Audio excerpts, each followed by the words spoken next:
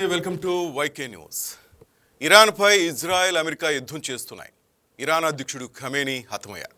ఆయన యుద్ధం ఆపటం లేదు. ఇరాన్ కూడా గట్టిగా రిప్లై ఇస్తోంది. అసలు ఇరాన్ ఇజ్రాయెల్ మధ్య వార్ ఎందుకు? ఈ రెండు దేశాల మధ్య సమస్య ఏంటి? ఎక్కడ మొదలైంది? ఇది మతాల మధ్య పోరా లేక ఆయిల్పై ఆధిపత్యం కోసమే ఈ సంగ్రామమా? అసలు అమెరికాకి ఏంటి సంబంధం? ఇరాన్ వద్ద అణుబాంబులు ఉన్నాయని ఇజ్రాయెల్ అంటోంది.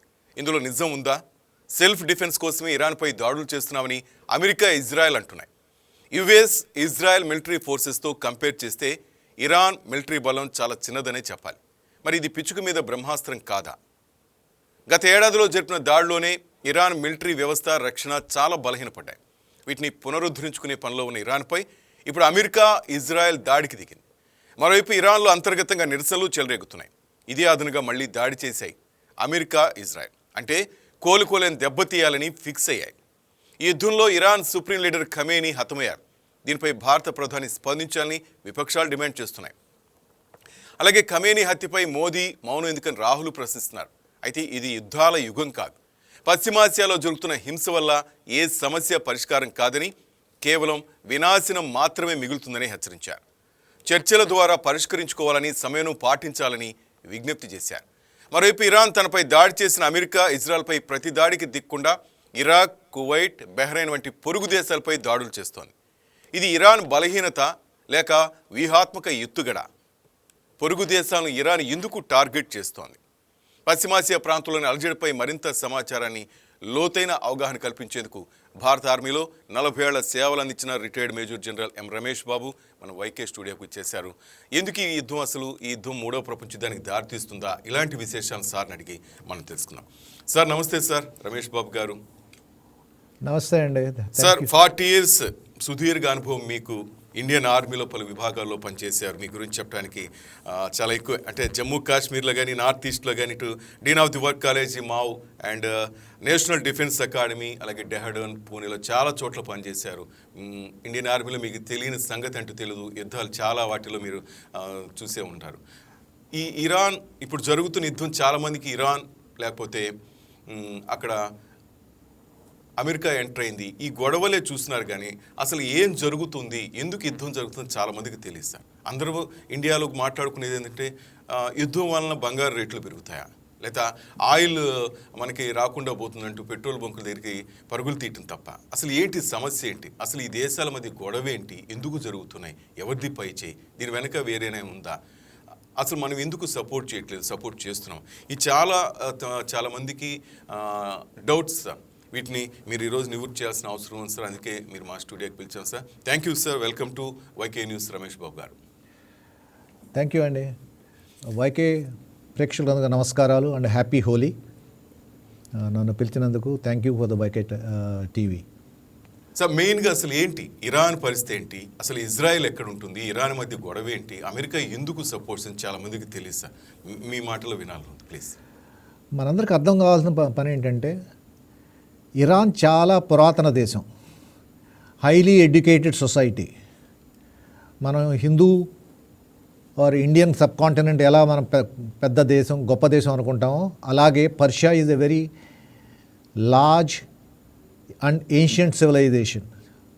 నియర్లీ 2500 సంవత్సరాల వాళ్ళ సంస్కృతి ఉంది వాళ్ళకి. హైలీ ఎడ్యుకేటెడ్, సైన్స్, టెక్నాలజీ, మ్యాథ్స్లో బాగా డెవలప్ అయ్యారు వాళ్ళు. మనకు అర్థం కావాల్సింది ఏంటంటే, 2026లో యుద్ధం అయింది, 25-26లో. కానీ ఇంతకు ముందే 19వ శతాబ్దంలో ఇస్లాంకి క్యాలిఫేట్ టర్కీలో ఉండేది. ఫస్ట్ వరల్డ్ వార్ అయిన తర్వాత ఆ క్యాలిఫేట్ డిస్మెంబర్ అయిపోయిన తర్వాత మెక్కా, మదీనా సౌదీ అరేబియాలో హెడ్ క్వార్టర్గా అయిపోయింది ఇస్లాంకి. అది కూడా ఇస్లాంలో 2 సెక్స్ ఉన్నాయి, మేజర్ సెక్స్. ఒకటేమన్నా సున్నీ, రెండోదేమన్నా షియా. షియా సున్నీల మధ్య మెయిన్. ఎస్. సో షియా, సున్నీ. ఇరాన్ దేశం అంతా 97% షియాస్. ఇక్కడ ఉన్న సున్నీస్ ఎక్కువ మంది ఏమన్నా సౌదీ అరేబియా, మిగతా దేశాల్లో ఉంటారు. నా ప్రాబ్లం ఏంటి? ఫస్ట్ థింగ్ ఈజ్, చెప్పినట్లు ఇది చాలా పెద్ద దేశం, హైలీ టెక్నాలజికల్లీ, ఎడ్యుకేషనల్లీ చాలా ఫార్వర్డ్ దేశం. మన అరబ్ కంట్రీస్ లాగా ఏదో పురాతన దేశంలాగా మనం ఆలోచించకూడదు. ఇక్కడ షిఫ్ట్ అయినప్పుడు మెక్కా మదీనాకి రిజెంట్మెంట్ వచ్చింది ముస్లిమ్స్లో. క్రిస్టియానిటీకి వెటికన్ ఉంది, మన క్యాలిఫేట్ అక్కడిని షిఫ్ట్ చేశారు, డిస్ట్రాయ్ చేసేసి మన డిస్మెంబర్ చేశారు. ఆ ఫీలింగ్ ఎప్పుడు Islam and Abrahamic religions, Christianity or Islam, ఈ రెండింటి మధ్య ఎప్పుడు ఆ గొడవలు ఉంటానే ఉన్నాయి వేల సంవత్సరాల నుంచి, నియర్లీ 1500 years నుంచి. ఇప్పుడు వచ్చిన తర్వాత ఏమైందంటే 1935 దాకా ఇరాన్ యాక్చువల్లీ పర్షియా అనేవాళ్ళు. 1935లో దాన్ని పర్షియా నుంచి ఇరాన్ చేశారు. అప్పుడు వచ్చినప్పుడు 1953 దాకా వాళ్ళ ఒక ఎలక్టెడ్ గవర్నమెంట్ ఉంటే 1953లో ఆ ఎలక్టెడ్ గవర్నమెంట్ని అతను బాగా popular in the state of Iran. అతను అక్కడ ఉన్న ఆయిల్ కంపెనీస్ అని నేషనలైజ్ చేశాడు. ఆ కంపెనీస్ ఆ కంపెనీస్ అని యూకే అండ్ యూఎస్ఏ. ఓకే. ఆ చేసేపటికి ఇప్పుడు America and UK versus Iran అయిపోయింది. ఎందుకంటే ఇవాళ డబ్బులు పోతున్నాయి, డాలర్స్ పోతున్నాయి, పెట్రోల్ అండ్ ఆయిల్ గ్యాస్ పోతుంది. దానివల్ల ఆ 1953లో సంవత్సరం అయ్యేపటికల్లా అక్కడ కూ చేసుకొచ్చేసి మహమ్మద్ షా రజా పెహల్వీ అని ఒక అతన్ని బయట నుంచి తీసుకొచ్చి ఎప్పుడో లాంగ్ లింకేజెస్ పెట్టి అతన్ని ఎంపరర్ చేశారు 1953లో. చేసిన తర్వాత అది అతను 26 సంవత్సరాలు 53 నుంచి 79 దాకా అతను ఆ దేశాన్ని రూల్ చేశాడు. ఇరాన్ ఒక వెస్ట్రన్ సొసైటీ లాగా ఉండేది. మీరు ఓల్డ్ ఫొటోస్ చూస్తే అక్కడ పిల్లలు చదువుకోవటం, ఆడపిల్లలందరూ స్కూల్కి వెళ్ళటం, వెస్ట్రన్ డ్రెస్లో ఉండటం, కంప్లీట్ కోస్ట్ లైన్లో బికినీస్లో ఉండటం, ఇవన్నీ చూసేవాళ్ళం టిల్ 79లో ఖొమేనీ ఏ రిలీజియస్ టీచర్ ఫ్రాన్స్లో ఉండేవాడు. ఈ గొడవలైనప్పుడు షా రజా పెహల్వీ అక్కడి నుంచి పారిపోయి ఈజిప్ట్కి వెళ్ళిపోయాడు. ఖొమేనీ ప్యారిస్ నుంచి ఇరాన్కి వచ్చాడు. 79 నుంచి 86 దాకా అతను first religious and political leader. Power అంతా అతని కిందే ఉండేది.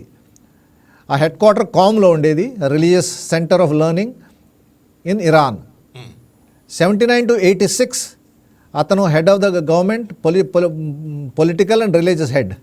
86లో అతను చనిపోయాడు. అతను చనిపోయిన తర్వాత అతని కొడుకు చంపేశారు అమెరికన్స్. అతను 86 నుంచి 2026 దాకా నియర్లీ 40 ఏళ్ళు పొలిటికల్ అండ్ రిలీజియస్ హెడ్ అతనే. ఇప్పుడు ఏమైందంటే అతనికి తర్వాత 3 పిల్లలు ఉండేవాళ్ళు, అందులో ఇద్దరిని చంపేశారు.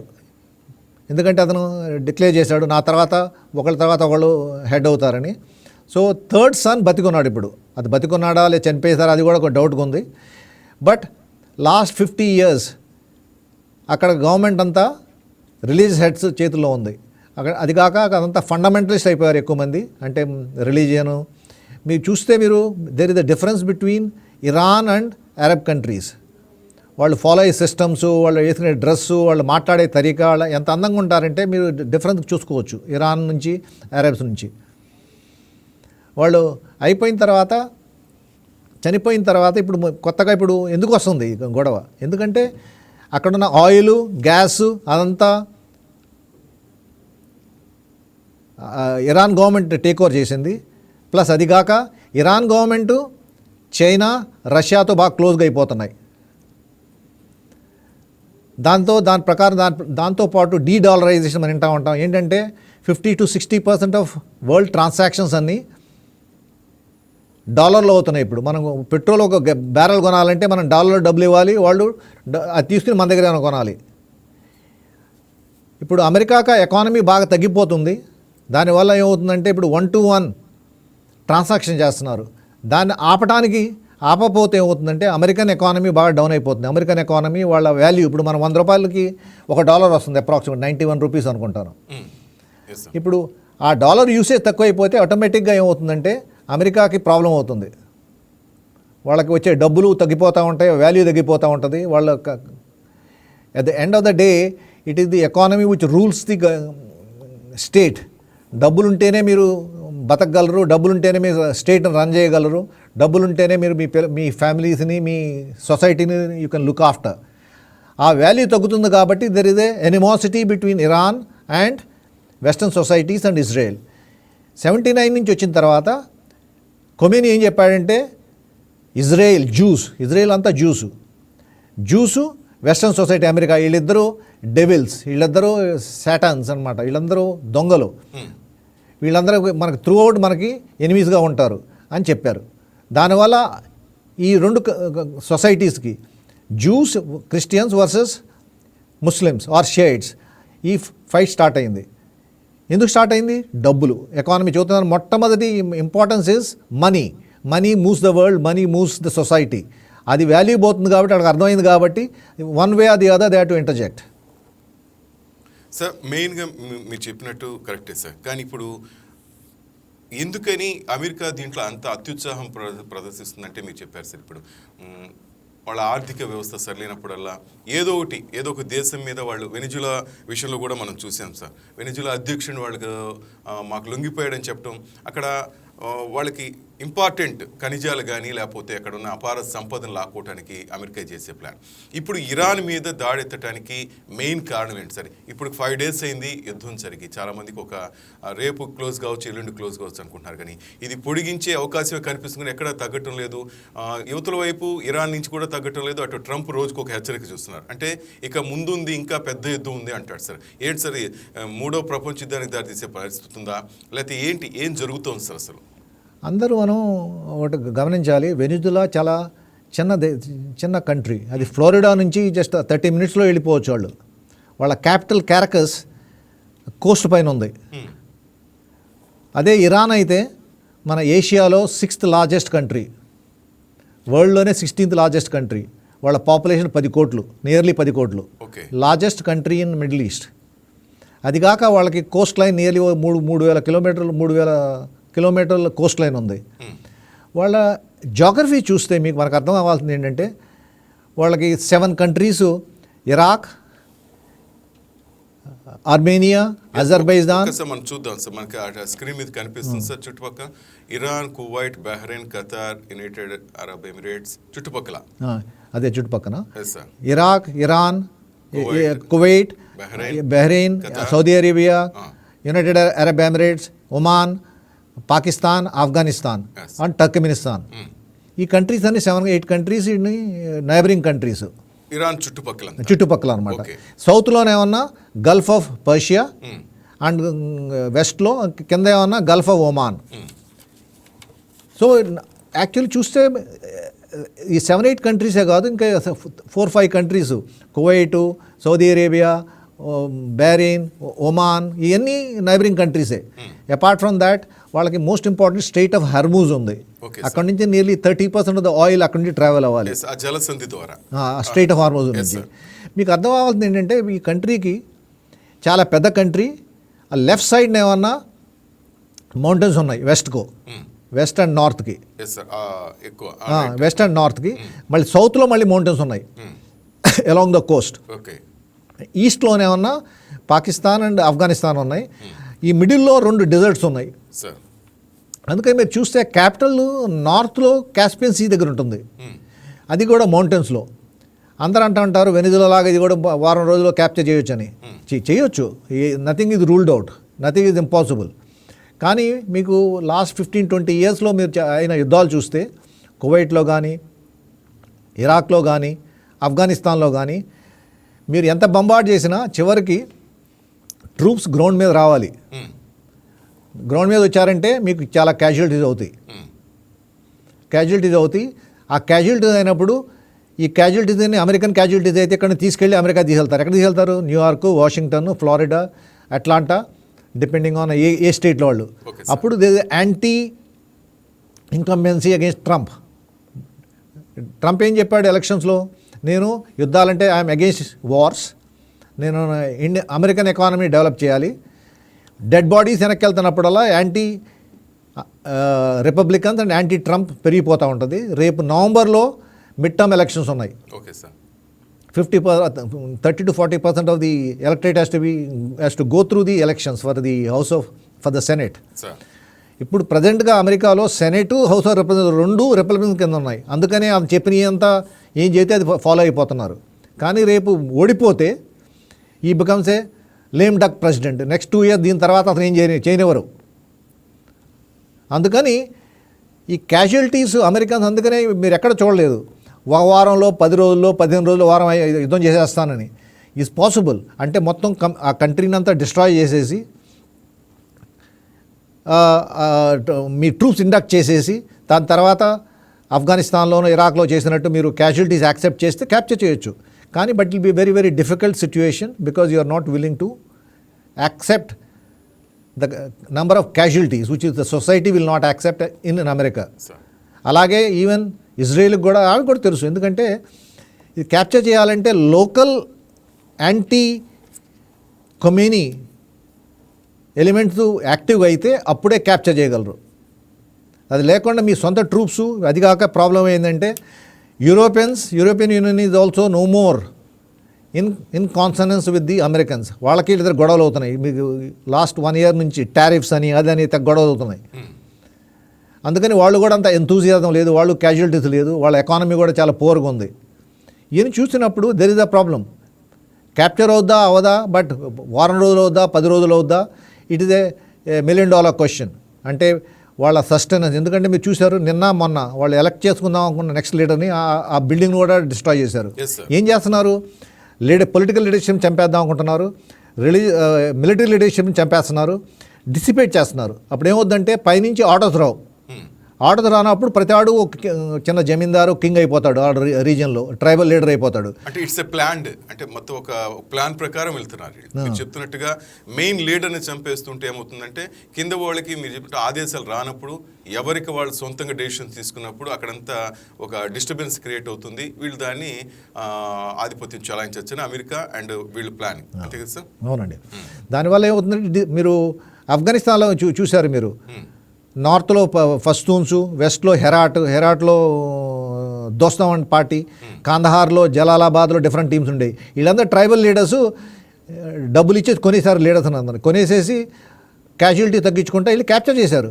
కానీ తర్వాత ఏమైందంటే వాళ్ళకి చాలా క్యాజువల్టీస్ అయినాయి. ఎందుకంటే యాక్చువల్గా మిలిటెంట్స్ని ప్రో గవర్నమెంట్ ఎలిమెంట్ చంపలే వాళ్ళు. దానివల్ల ప్రాబ్లం అయింది. నెక్స్ట్ థింగ్ మనందరికి అర్థం కావాల్సింది ఏంటంటే Iran is very close to India. మనకి వాళ్ళకి ఎప్పటి నుంచో 2500 సంవత్సరాల నుంచి మనకు లింకేజెస్ ఉన్నాయి. ఇప్పుడున్న ఖొమేనీ యాక్చువల్లీ అతను ఇండియను. ఓకే. వాళ్ళ గ్రేట్ గ్రాండ్ ఫాదర్ 1830-35 మధ్యలో బారాబంకీ, అంటే 1830లో అది అవధ్, ఇప్పుడు యూపీ, ఆ ఏరియా నుంచి అతను కర్బాలా షిఫ్ట్ అయ్యాడు. ఇప్పుడు ఎందుకు షిఫ్ట్ అయ్యాడు? అప్పుడు సున్నీ ఈజ్ షియా. 1830స్లో షియా డామినేషన్ తగ్గిపోయి సున్నీ ఎక్కువైపోయింది యూపీ అంతా. అందుకని అతను కర్బాలా వెళ్ళి అక్కడి నుంచి ఇరాన్కి వచ్చి అక్కడ ఇస్లాం స్ప్రెడ్ చేశాడు. అతను చనిపోయిన తర్వాత అతని కొడుకుని షా చంపేశాడని వింటాం మన కబుర్లు. వాళ్ళిద్దరికి గొడవలు ఎక్కడ స్టార్ట్ అయినాయో. అతని కొడుకే మన చంపేసిన అతను, మన ఖమేనీ మన చంపేసిన అతని కొడుకు. అంటే ఫస్ట్ మైగ్రెంట్ అతను గ్రాండ్ సన్నే మనం చనిపోయిన అతను. ఆ చనిపోయిన అతను whenever is to right any articles religious ఆఖరిలో హిందీ అని పెట్టుకునేవాడు టు లింక్ విత్ ఇండియా. అంటే నేను నా origin of my country is from India అని ఆర్టికల్స్ రాసినప్పుడు హుస్సేని ఆర్ ఖొమేనీ హిందీ అని పెట్టుకునేవాడు. అంటే ఇక్కడ మూలాలు ఉన్నాయని చెప్పుకోవడానికి. అతను మనం చనిపోయాడు. అతను చనిపోయిన తర్వాత అతను ఇప్పుడు అన్నీ they are all trying to establish a coherent government. But ఈ 10-15 రోజుల్లో, అంటే లాస్ట్ వార్ అయింది కదా లాస్ట్ జూన్లో, 12-day వార్, వీళ్ళందరికీ అర్థమైంది. అదే చూస్తున్నాను. Israel should understand, American should understand, Iran is a well educated and a religious society. Fundamental కాకపోయినా వెరీ హైలీ ఎడ్యుకేటెడ్ సొసైటీ. ఏం చేశారంటే అయిన తర్వాత అర్థమైంది వీళ్ళందరూ మన లీడర్షిప్కి వెళ్తున్నారు. అందుకని వాళ్ళు 2nd రంగ్ 3rd రంగ్ లీడర్షిప్ తయారు చేశారు. ఇంత ఫస్ట్ మమ్మల్ని చంపేస్తే వీళ్ళు ఎవరు తీసుకుంటారు, వాళ్ళని చంపితే ఇంకెవరు ఉంటారు, డివైడ్ చేస్తే ఎలా ఉంటారు. దాని ప్రకారం you will find that there is a leadership which is filling up the vacuums. They may not be effective, but they have a coherent plan to hand over from one to the other. అదనమాట. దానివల్ల you'll find it will not be very easy for the Americans and Israelis to decimate or to destroy a country and have your own government. అందుకనే you'll find neither the Americans nor the Israelis are talking of change in regime. They are not talking of change in regime. They are talking now, they are saying మేము destroy పారగొడతాం, మీరు మీ locals మీరే government తయారు చేసుకొని చెబుతున్నారు ఇప్పుడు. అది difference.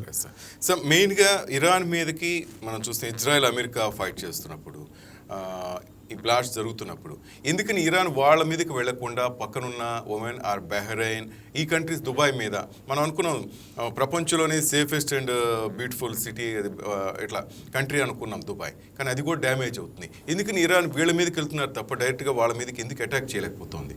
ఏంటి ఆ కన్ఫ్యూషన్? మనకి నేను ఫస్ట్లో చెప్పాను ఏంటంటే basic thing is they are no permanent friends, they are no permanent enemies in international relations. నాకు ఏది మంచి అయితే, నాకు మంచి జరిగితే అదే మంచిది. ఇవాళ అమెరికా నాకు ఫ్రెండ్, రేపు ఇజ్రాయెల్ ఫ్రెండ్, ఎల్లుండు సౌత్ ఆఫ్రికా ఫ్రెండ్. ఎందుకంటే నాకు ఎక్కడ వీలైతే, నాకు ఎక్కడ నా పీపుల్కి, నా సొసైటీకి యూస్ఫుల్గా ఉంటుందో అదే నేను ఫాలో అవుతా.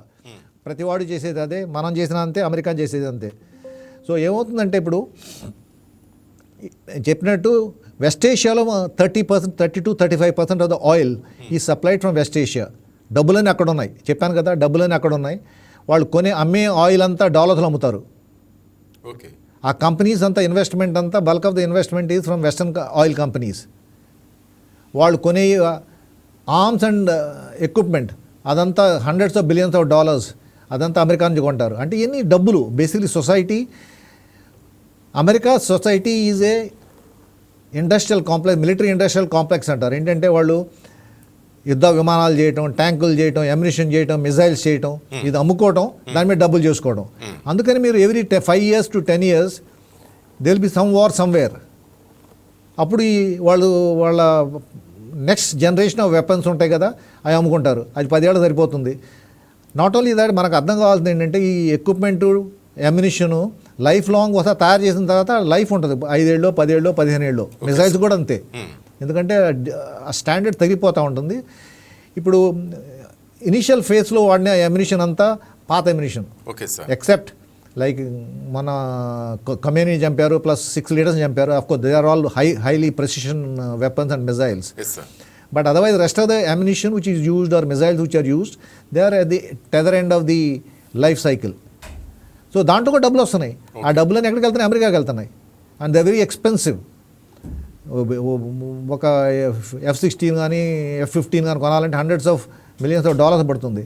అండ్ డబ్బులు ఎక్కడ ఉన్నాయి? వెస్ట్ ఏషియాలో ఉంది. వాళ్ళ పాపులేషన్ చాలా తక్కువ. సో ఎందుకు వెళ్తున్నారంటే బేసిక్లీ డబ్బులు. Second is dollar.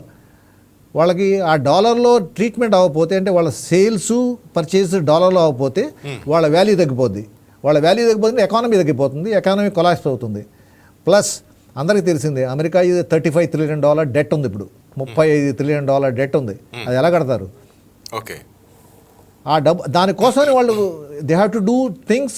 It doesn't matter whether it India, Sri Lanka, Bangladesh, Pakistan, ఎక్కడ సూట్ అయితే వాళ్ళు అక్కడ చేస్తారు. అది మనం అర్థం చేసుకోవాలి.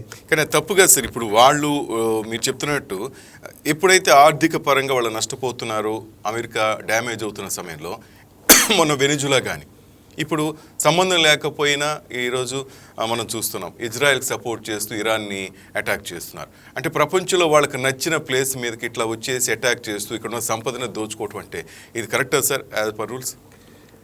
అది చెప్పాను. రిలేషన్షిప్లో పేపర్ మీద రాసేది ఫాలో అయ్యేది డిఫరెన్స్ ఉంటుంది. అదే మంత్రాల్లో చెప్పేవి చాలా ఉంటాయి, బట్ యాక్చువల్లీ మనం ఫాలో అయ్యేది డిఫరెంట్.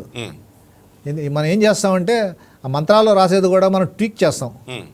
ఏం చేస్తాం, దాన్ని ఏం చెబుతామంటే ఎందుకు చేశాడు అంటే దాంట్లో అతను దుర్మార్గుడు, ఏదో చేశాడు, తప్పు చేశాడు, అందరికి మంచి కోసం చేస్తున్నాం. అది కూడా ఎవరైనా చంపాడు అనుకోండి, చెబుతున్నాం ఇప్పుడు కమ్యూనిని చంపారు, ఇది హెడ్ ఆఫ్ ద స్టేట్, ఏమంటున్నాం మనం?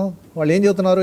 లాస్ట్ 40 years ఇరాన్ సొసైటీని అంతా ఈవిల్గా చేశాడు, చంపేశాడు చాలామందిని. మొన్న ఆయన చేసిన దుర్మార్గాలని బయట పెడుతున్నారు. అమ్మాయిని, పిల్లల్ని చంపటం కానీ, తండ్రిని చంపటం, బిడ్డ ముందే ఉరి తీయటం, అకృత్యాలు చేశాడు, క్రూరత్వంగా ఉండేవాడు అంటున్నారు. ఆయన లీడర్షిప్ మీద కామెంట్ చేస్తున్నారు ఇప్పుడు. సో ఆటోమేటిక్లీ ఏమవుతుందంటే దానివల్ల మనం టిపికల్ మిడిల్ క్లాస్, మనం చూస్తాం, ఎగ్జాంపుల్ తీసుకుంటాం. ఇండియాలో మిడిల్ క్లాస్ మనం ప్రతిదానికి మన ఇంట్లో మనకి చెడ్డ పేరు రాకూడదు, అదవకూడదు, ఇదో కూడా అనుకుంటాం. I'm just giving correlating as an example. అలాగే $multi-million, $1 billion డబ్బులు తీసుకుని పారిపోతారు, వాళ్ళకేం ప్రాబ్లం లేదు. అలాగే వీళ్ళు గజ దొంగలు, ఐఎమ్ జస్ట్ కోరిలేటింగ్, గజ దొంగలు అని కాదు, బట్ కోరిలేటింగ్. వాళ్ళకి ఏంటంటే మా సొసైటీకి మాకు ఏది అడ్వాంటేజే అదే రూలు. అది మనం యాక్సెప్ట్ చేయాలి. అది యాక్సెప్ట్ చేయకపోతే ఏమవుతుందంటే మనం వెనకబడిపోతాం. మనం కూడా చెప్పేప్పుడు ఇప్పుడు చైనా రష్యా సపోర్ట్ అంటారు ఇరాన్కి. ఎందుకు చేస్తారు? వాళ్ళకి అడ్వాంటేజ్ ఉంటే చేస్తారు, Yes. లేకపోతే చేయరు. ఏదో ఆశించే, లేకపోతే ఊరికనే రారు కదా sir. So we have to accept అనమాట. అది that is the way the international relations are handled. మీరు సెక్యూరిటీ కౌన్సిల్ వింటూ ఉంటారు, 5 పర్మనెంట్ మెంబర్స్. అందరికీ తెలుసు అక్కడ కొన్ని చోట్ల చాలా అన్యాయంగా యాక్టివిటీస్ అవుతున్నాయి. బట్ కొంతమంది వీటో పవర్ వాడుకుంటారు. ఎందుకు వాడుకుంటారు? That is suitable to their country, advantages to that country. అందుకని మనం హ్యావ్ టు ఇంటర్నేషనల్ రిలేషన్లో నా దేశానికి ఏది అడ్వాంటేజో అదే నేను ఫాలో అవుతా. అదే సూత్రం ప్రతి వాళ్ళు ఫాలో అవుతారు. అది మనం advantage, everybody should understand what is the national interest. నా నేషనల్ ఇంట్రెస్ట్ ఏదో అదే నేను ఫాలో అవుతాను. దాని ప్రకారం కంప్లీట్ రూల్స్ రెగ్యులేషన్స్ అని ట్వీక్ చేస్తాను. Yes sir. Sir main thing ఏంటంటే ఇంకా ఎన్ని రోజులు యుద్ధం జరిగే అవకాశం ఉందని మీరు అనుకుంటున్నారు సార్? మీకు చాలా యుద్ధాలు చూసి మీకు అనుభవం ఉంటుంది. అండ్ ఏంటి, ఇరాన్ పోరాడే శక్తి ఉందా సార్? ఇరాన్ దగ్గర అంత అణు సంపద కానీ ఆయుధ సంపద ఉంది సార్? లాస్ట్ జూన్లో 12-day వార్ అయిపోయిన తర్వాత ఇరాన్కి అర్థమైంది బేసిక్లీ ఏంటంటే, మీరు చెప్పినట్టు ఈ 5-6 కంట్రీస్, కువైట్, వీళ్ళందరూ వాళ్ళు ఏం చేయట్లా. బట్ ఎందుకు వాళ్ళు అటాక్ చేస్తున్నారు? ఈ 12 days అయిపోయిన తర్వాత అనలైజ్ చేస్తారు వాళ్ళు. అమెరికాని, రష్యా, ఇజ్రాయెల్ని ట్రబుల్ చేయాలంటే వాళ్ళ అసెట్స్ ఏమున్నాయి? కువైట్లో ఉన్నాయి, ఇరాక్లో ఉన్నాయి, సౌదీ అరేబియాలో ఉన్నాయి, ఒమాన్లో ఉన్నాయి, బహ్రెయిన్లో ఉన్నాయి, యూఏఈలో ఉన్నాయి. వాళ్ళ అసెట్స్ ఉన్నాయి. ప్లస్ వాళ్ళ 5th ఫ్లీట్ ఉంది బహ్రెయిన్లో, వాళ్ళ ఎయిర్ ఫోర్స్ ఉన్నాయి, వాళ్ళ కంపెనీస్ ఉన్నాయి, ఓకే, వాళ్ళ షిప్స్ ఉన్నాయి. ఇప్పుడు ఇన్ని డిస్ట్రాయ్ చేసి డ్యామేజ్ చేస్తే ఏమవుతుంది? ఎకానమీ డ్యామేజ్ అవుతుంది, అమెరికన్ ఎకానమీ. ప్లస్ లోకల్స్ అందరూ యాంటీ అయిపోతారని వాళ్ళ ఉద్దేశం. ఎందుకంటే వాళ్ళు ఎటు డైరెక్ట్గా అమెరికాని ఎటు వార్ చేసి గెలవడం కష్టం. వాళ్ళకి తెలుసు. Even Iran understand it is very difficult to fight Americans and Israel together, because they very very sophisticated and very very professional వాళ్ళ అంత రిసోర్స్ ఉన్నాయి వాళ్ళ దగ్గర. అందుకని ఏం చేస్తున్నారు? మీకు ఫస్ట్ థింగ్ ఈ కంట్రీస్ అన్న మీద బంబార్డ్ చేస్తే వాళ్ళ క్యాజువల్టీస్ అవుతాయి. క్యాజువల్టీ అయిన తర్వాత ప్లస్ ఇవన్నీ ఎక్విప్మెంట్ అంతా అక్కడి నుంచి తీసుకెళ్ళి కొంచెం దూరంగా పెట్టుకోవాలి. ఎందుకంటే లేకపోతే వీళ్ళు keep firing the missiles. Second thing, ఇక్కడ మిజైల్ చేసింది ఏంటంటే, జూన్లో అయిన వార్లో వీళ్ళు డమ్మీ స్టార్ట్ చేశారు. ఒక యూఏవీ కానీ డ్రోన్ కానీ వీళ్ళు ఒక $20,000 చేస్తే ఒక డ్రోన్ అయిపోతుంది. ఇప్పుడు $10,000-15,000 వందలు వదిలిపెట్టేస్తున్నాడు. మీరు ఆఫ్ సింధులో చూశారు మీరు కూడా. టర్కీ నుంచి చైనా నుంచి పాకిస్తాన్ తెచ్చుకుని 100 డ్రోన్స్ జమ్మూ అండ్ కాశ్మీర్లో అన్ని చోట్ల వాడటం మొదలుపెట్టారు. మీరు అదే డిస్ట్రాయ్ చేయాలంటే ప్రతిసారి మీరు మిజైల్ ఫైర్ చేయాలి. మిజైల్ ఫైర్ చేయాలంటే ఒక్కోటి కాస్టింగ్ $1 million. వాడు $20,000 ఖర్చు పెడుతున్నాడు, మీరేమో ఒక్కోదాన్ని డిస్ట్రాయ్ చేయడానికి మిజైల్ వాడుతున్నారు. ఎన్ని వందల మిజైల్ ఖర్చు పెడతారు మీరు? అందుకని డమ్మీలు చాలా తయారు చేశాడు. అది కాక ప్లస్ ఏం చేశాడంటే MIRVs అంటే ఒక మిజైల్ ఫైర్ చేస్తే దాంట్లో నుంచి 10-12 డ్రోన్స్ బయటకు వస్తాయి. ఆ 10-12లో ఒకటేమన్నా యాక్చువల్ మిజైల్ ఉంటుంది, మిగతా అన్ని డమ్మీస్ ఉంటాయి. ఇప్పుడు ఫైర్ చేసినప్పుడు ఏమవుద్దంటే, నేను నా మీద ఫైర్ చేస్తే నాకు అర్థం కాదు ఇప్పుడు దేంట్లో యాక్చువల్ ఉంది, మిగతా దాంట్లో డమ్మీస్ ఉన్నాయి, అన్నింటినీ డిస్ట్రాయ్ చేయాలి. ఆ పనిని డిస్ట్రాయ్ చేయడానికి నాకు $20 million అవుతుంది. అతనికి ఖర్చు అయింది $1,00,000. ఎకానమీ ఎంత డిఫరెన్స్ ఉంటుంది? That is the problem. That's the way is fighting the battle. And he understands that he cannot fight Israel and US in a direct confrontation. He has to be asymmetric warfare. అంటే నేను ఈ survive అయిపోయి అందరిని involve చేసి మిమ్మల్ని దూరం నుంచే నేను ట్రబుల్ చేస్తాను, మీ ఎకానమీ ట్రబుల్ చేస్తాను, మీ డాలర్ని ట్రబుల్ చేస్తాను, అందరినీ యాంటీ చేస్తాను. ప్లస్ వాళ్ళందరూ at the end of the day they are all Muslims.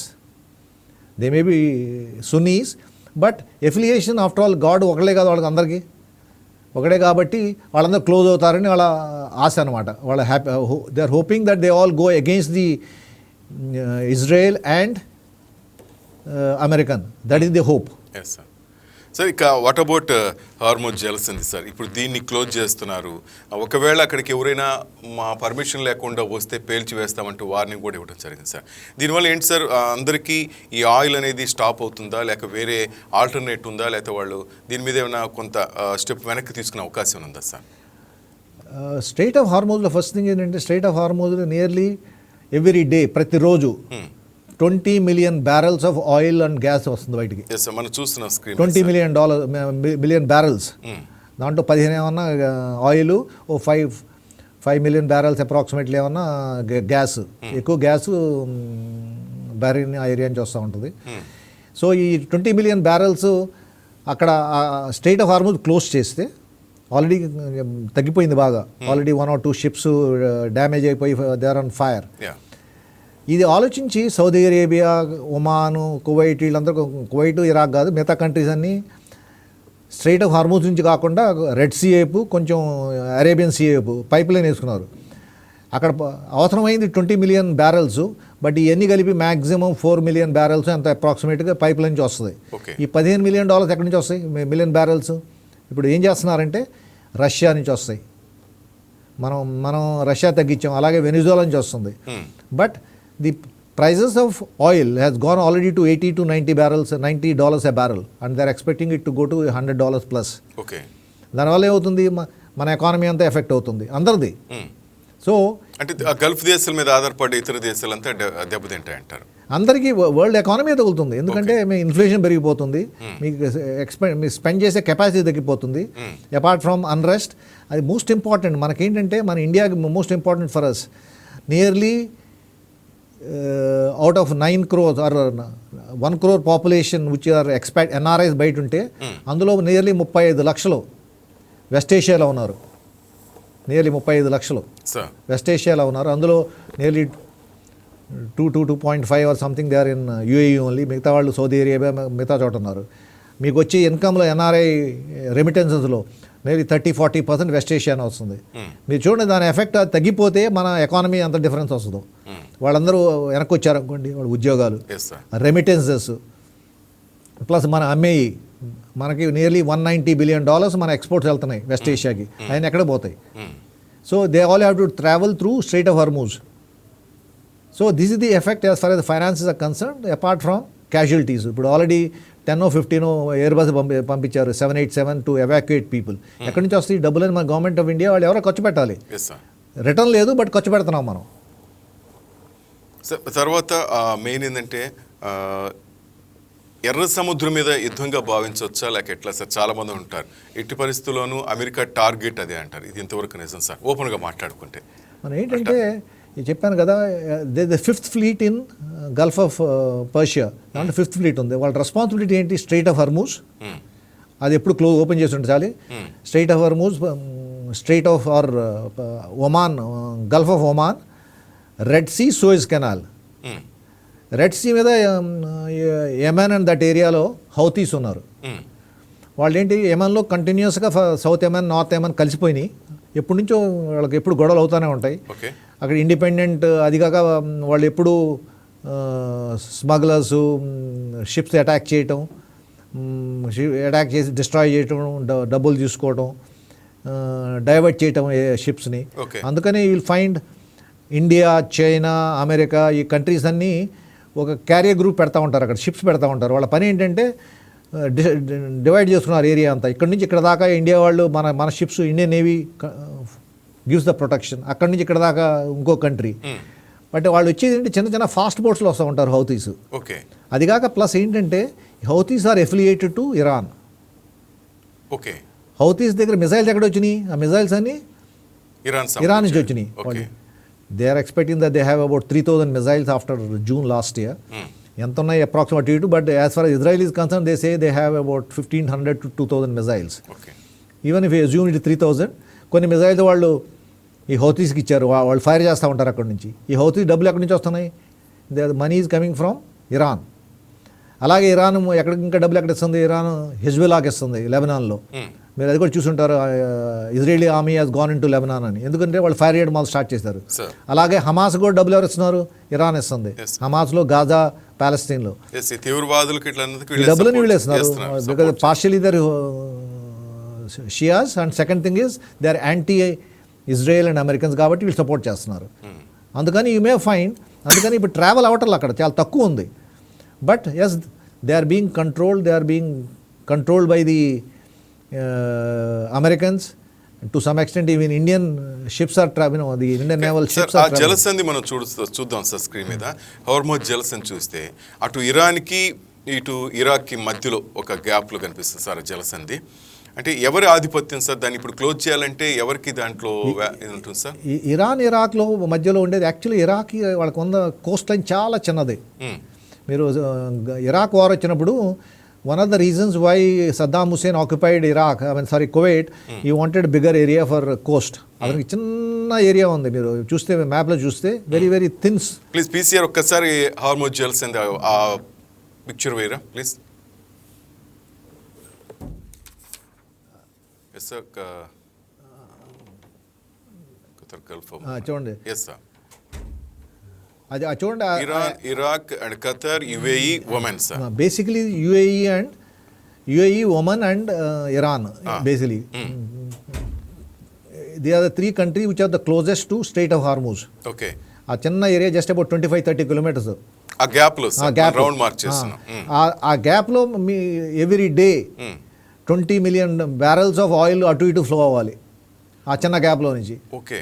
పెద్ద పెద్ద ships, huge oil tankers, liquefied natural gas tankers, వీళ్ళు ఈ 24 hours $20 million 20 million barrels oil అటు ఇటు ట్రాన్స్ఫర్ అవ్వాలి, ప్లస్ ఖాళీ లోపలికి వెళ్ళాలి.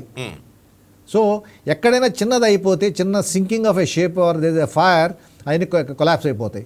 ఎవరు చేసినా, ఒమాన్ చేసినా, యుఏఈ చేసినా, ఆర్ ఇరాన్ చేసినా. అందుకని ఇది very very vital at present. But out of these countries, Iran is the most powerful country. Both population wise and resource wise, they are much more powerful than Oman and UAE and other places.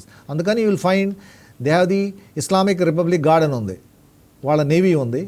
అందుకని first అటాక్లో Americans what they did, they apart from killing the Khamenei and others, they also went for the ships. The Iranian naval అసెట్స్ని కొంత destroy చేశారు వాళ్ళు. ఎందుకంటే వాళ్ళు తెలుసు, వాళ్ళు వచ్చి ఇక్కడ ఈ ఏరియాని స్ట్రైట్ ఆఫ్ హార్మోజ్ని క్లోజ్ చేస్తారు 10-15 రోజులు దాటిపోతే. అందుకని ముందు అది డిస్ట్రాయ్ చేస్తే వాళ్ళ కేపబిలిటీ తగ్గిపోతుందని. So that is one of the reasons that they have attacked some of the naval assets on the coast of Iran. So that is the condition as of today. Yes yes, main అక్కడ ఆ జలసంధి దగ్గరే ఇప్పుడు కథంతా నడుస్తాం సార్. Apart from they also attacked the oil refineries of Saudi Arabia, Kuwait. They attacked the oil refineries of Qatar, UAE. They attacked the Bahrain, Dubai, tourist places. Apart from, they also attacked Cyprus. Cyprus akkada Mediterranean Sea lo. Achuda red gondi Israel pakkana akkada untundi. Yes sir. They attacked that also because there are troops of France and UK in Cyprus. Adi effect em avaledu, but they fired a missile. అలాగే they fired missiles on to rest of the countries. Syria and Turkey, what about Syria and Turkey sir? They support Israel or no? The biggest problem is Turkey has got, as I said, Turkey, Iraq, Iran and partial Syria, they all have Kurdish population. Okay sir. ఇప్పుడు ఇరాన్లో problem అయ్యి అక్కడ unrest వస్తే the Kurdish in Iran, they join the Kurdish in Turkey and Iraq. Iraq as it is, they have declared provincial autonomy. ఈ మూడు అయిపోతే ఒక పెద్ద కంట్రీ అయిపోద్ది అక్కడ, and they hold large number of oil reserves there, and then it becomes a problem for Turkey. అందుకని Turkey has no option but to ensure their stability in Iran, so that there is no problem in northern Iran అనమాట, which is bordering Turkey, Iraq and Syria. So that is the requirement of safe game ఆడుతున్నట్టే, అంతే కదా sir వాళ్ళంతా. So that is the reason. Yes yes sir. Sir and one more, ఈ nuclear plants గురించి ఏంటి sir? Iran దగ్గర అలాగే nuclear bombs ఏమైనా ఉన్నాయా ఏంటి అసలు? వాళ్ళు మెయిన్గా నిన్న కూడా చూసాను సార్, ఒక న్యూక్లియర్ ప్లాంట్ మీద మెయిన్గా అటాక్ చేశారు అమెరికన్ అండ్ ఇజ్రాయెల్. అప్పుడు కూడా సమ్ రేడియేషన్ వచ్చిందంటూ కొంత గాసిప్స్ లేకపోతే రియల్గా వచ్చింది తెలియదు, కానీ ఒక న్యూస్ మాత్రం వచ్చింది సార్. ఒకవేళ అలాంటి అటాక్ జరిగితే మెయిన్గా ఎవరికి ప్రాబ్లం సార్? బేసిక్లీ ఏంటంటే, as I said, Iranian society ఇది highly educated society, scientific society. వాళ్ళకి చాలా వేల సంవత్సరాల నాలెడ్జ్ ఉంది వాళ్ళకి. మనం ఎలా we are very proud of Indian society, Indian education system. వాళ్ళు కూడా చాలా very proud, which is rightly so. వాళ్ళకి education is very very important priority, and they have the scientific capability to gain the knowledge and produce whatever they want. దానికి కావాల్సింది uranium, ప్లూటోనియము, దానికి కావాల్సిన enrichment కావాలి, దానికి కావాల్సిన సెంట్రిఫ్యూగల్ ఫ్యూజెస్ కావాలి. వాళ్ళు as they cross the threshold of purity enrichment, అంటే 2% 3% ఉందామండి, దాని నుంచి హై పర్సెంట్ పెరిగితే అంటే they are closest to making atom bombs. అది జరగకుండా చూడాలని ప్రతి కంట్రీ ట్రై చేస్తుంది. ఎందుకంటే ఎవ్రీబడి ఈజ్ వరీడ్. మన పాకిస్తాన్ ఎలా న్యూసెన్స్ అయిపోయిందో, బేసిక్లీ ఈ కంట్రీస్ అన్ని దే ఆర్ వెరీ అన్స్టేబుల్ అయిపోయి ఏమైనా మిలిటెంట్ గ్రూప్స్ కిందకి ఈ ఆటమ్ బాంబ్స్ వచ్చి వాడు ఎక్కడైనా వాడితే ఏంటి, వాట్ ఈజ్ ది ఎఫెక్ట్ అని. అందుకని ఏం చేస్తున్నారంటే బేసిక్లీ ఎక్కడ వచ్చినా వాళ్ళన్ని కంట్రోల్ చేస్తారు. They is international atomic energy commission, వాళ్ళు వచ్చి చెక్ చేస్తూ ఉంటారు. ఇప్పుడు నేను 100 kg ప్లూటోనియం వాడానంటే ఎక్కడ వాడారు, దాన్ని రెసిడ్యూ ఉన్నదాన్ని ఎక్కడ పెట్టారు, అదంతా కంట్రోల్ చేస్తూ ఉంటారు. దానివల్ల ఏమైందంటే అన్ని చోట్ల beat in Libya, beat in Iran and various other countries or Mongolia or South Africa area, Israel, అన్ని చోట్ల కంట్రోల్ చేసి పెట్టుకుంటున్నారు. ఇక్కడ ప్రాబ్లం ఏంటంటే ఈ జూన్ తర్వాత they nearly came to conclusion, that what it says. Qatar has given a statement saying that we are nearly come to the conclusion that the Iranians are agreeing to stop the enrichment of uranium which helps in preparing the bombs. ఆ centre అంతా ఉన్న place మనకు తెలుసు, అందరికీ తెలుసు. ఎందుకంటే ఈ జూన్లో యుద్ధం అవ్వకపో ముందు ఇంటర్నేషనల్ అటామిక్ ఎనర్జీ కమిషన్ వాళ్ళు వచ్చి చెక్ చేస్తూ ఉండారు. Every 6 months they to come and check enrichment ఎంత అయిందంతా ఒక చోట దాన్ని అకౌంట్ చేశారా లేదా అని. కానీ జూన్ అయిన తర్వాత ఏం చేశారంటే వాళ్ళు మా మీద మీరు యుద్ధం చేశారు, you cannot come anymore, we are not showing our assets అని కొంత ఎన్రిచ్డ్ యురేనియం వాళ్ళు షిఫ్ట్ చేశారు అంటారు. ఎక్కడ చేశారు అదంతా తెలియదు. But the fact is there is a claim that they have shifted some of the enriched uranium to some places. ఇప్పుడు కానీ కటార్ ఏం చదువుతుందంటే మేము యుద్ధం స్టార్ట్ అవ్వకముందు nearly we come to a conclusion to they have agreed to hand over all the enriched uranium so that they are not planning to enrich anymore or they are not planning to make anymore bombs.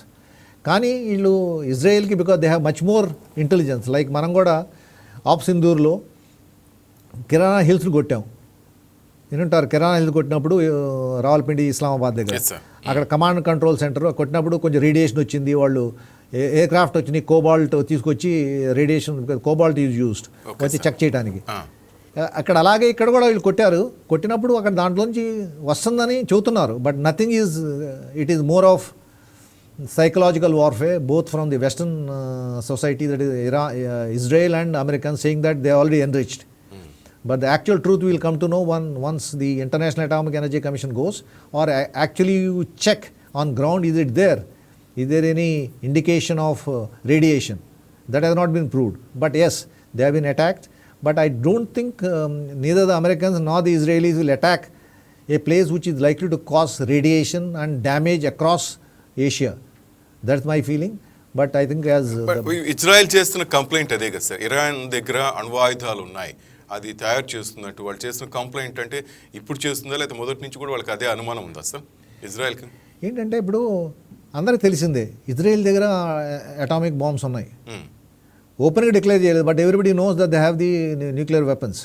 It is technology అని కూడా అంటారు sir. Technology ఉంది, వాళ్ళ capability ఉంది, ఎందుకంటే వాళ్ళు they have to survive. కానీ వాళ్ళు డిక్లేర్ చేయాలి. But everybody knows Israel has got nuclear weapons. It is something like North Korea. Okay, is not recognized as a nuclear state, but they have nuclear weapons. అలాగే the Israelis or any country, Americans or small country like Britain and France, they are having hundreds of nuclear weapons. It is a discrimination. నా దగ్గర ఉంటా కానీ నీ దగ్గర ఉండకూడదని. And second thing, they are all saying, why is it the restrictions are being only imposed on the Muslims? Because everybody is worried that the Chas may hand over to militant groups like in Pakistan. That is the biggest worry. The government doesn't have control. It is the military which has the control in Pakistan. అలాగే రేపు ఇరాన్లో కూడా తయారైతే ఎవరైనా militant గ్రూప్స్కి వెళ్తే ఏమవుద్ది అని. But it is not. So it is a fight between Abrahamic religions అనమాట, Christianity, Jews and Islam. That one against the other, saying that in case you can have it, I am also entitled to have it. There is no answer to that. But unless you have a stable government and a responsible government, then everybody is safe. After all రేపు ఇరాన్లో ఏమైనా radiation అయిపోతే మనం చూస్తున్నాం, మన India is very close to Iran. ఇది చూడండి, not even 2000 kilometres. Yes sir. అక్కడి రేడియేషన్ విండ్ షిఫ్ట్ అయిపోయి depending on the radiation it can effect అది also if there radiation or there damage to nuclear plant or మనకి అతి దగ్గరే కాబట్టి మనకు కూడా ఆ ఎఫెక్ట్ ఉండొచ్చు. మనకు కూడా ఉంటుంది. ఆ బార్డర్ కానీ ఎంతవరకు ఉంటుంది సార్? ఒకవేళ ఉన్న ఆ ఎఫెక్ట్ ఎన్ని కిలోమీటర్, ఎన్ని వేల కిలోమీటర్? అంటే బేసిక్లీ ఏంటంటే when they calculate the radiation effects they see the wind factor, they see, ఎందుకంటే మనకు రైట్ సైడ్ వాళ్ళు యాజ్ ఐ సెడ్ వెస్ట్ను నార్త్ అండ్ సౌత్లో వాళ్ళకి మౌంటైన్స్ ఉన్నాయి. వేసినప్పుడు ఆ ఫనల్స్ ఉంటాయి, ఆ ఫనల్స్ నుంచి వెళ్ళిపోతుందా, but by time it reaches our borders the effect will be should be much less. లేదని చెప్పలేం కానీ but it very very less. ఎందుకంటే ఉక్రెయిన్లో అయింది, న్యూక్లియర్ ప్లాంట్ బ్లాస్ట్ అయింది, అది ఇంకా కూలింగ్ అవుతానే ఉంది యుక్రెయిన్లో. ఇప్పుడు అయింది నియర్లీ 1980లో అయింది, నియర్లీ 45-50 ఇయర్స్. అందుకని దాని రెసిడ్యువల్ లైఫ్ చాలా ఉంటుంది, హండ్రెడ్స్ ఆఫ్ ఇయర్స్. సో అందుకని everybody is worried. So we need to be very very cautious. It doesn't matter whether is Iran, is Saudi Arabia, Israel or North Korea. We have to be very careful while talking of using nuclear weapons. మెయిన్గా ఇప్పుడు వీళ్ళు శాంతియుతంగా ఉన్నారని భావించవచ్చా sir ఈ Gulf countries Iran మీద, లేకపోతే వీళ్ళు రేపు అటాక్ చేసే అవకాశం? Already Qatar already they attacked. ఎందుకంటే మేము what they are saying is that మేమేం చేయలేదు, you have attacked our resources అని. They in the morning I think I saw Qatar, Bahrain also. Yeah, they are all the countries, all the UAE countries వాళ్ళని attack చేశారు. కాబట్టి Kuwait, Iraq, Saudi Arabia, Oman అని అందరినీ attack చేశాడు. కాబట్టి వాళ్ళందరూ అంటున్నారు మేమేం చేయలేదు, మా మీద అటాక్ చేస్తున్నాం కాబట్టి వీల్ ఆల్సో అటాక్ యూ అని. But the only one who has come in as of now direct in confrontation is Qatar. మిగతాడు కూడా వస్తారు, ఎందుకంటే in case the Israelis and the Americans cannot subdue the Iran in the next week 10 days, then you find the chance of to come in to play. అందరు కలిసి ఒక decision తీసుకునే అవకాశం కూడా ఉందంటారు.